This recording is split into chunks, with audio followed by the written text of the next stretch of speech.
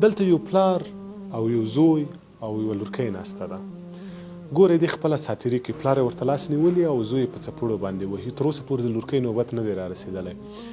نو چې کله د لور نوبت را رسي دلته جالبیت پکې پیدا کېږي. اوس یې د دې د لور نوبت را ورسېدلو، تاسو ورته وګورئ.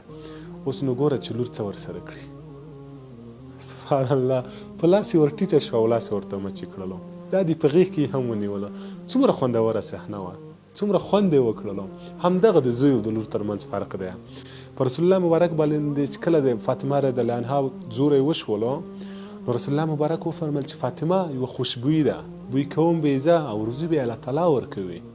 او وی ویل چې فاطمه زما د تن څخه یوه برخه ده، زما د وجود یوه ټوټه ده.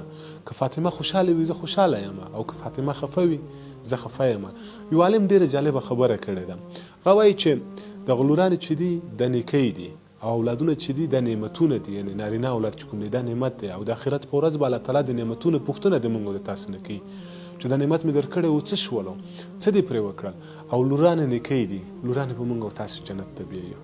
یو بل عالم فرمایي ډېره جالبه خبره کوي. هغه وایي چې که تاسو زوی لرئ او لور نه لرئ، تاسو د مورتوب او د پلارتوب په خوند باندې نه یې پوه شوي. راځئ خپلو لورانو ته بې حده زیاته مینه ورکړو. السلام علیکم.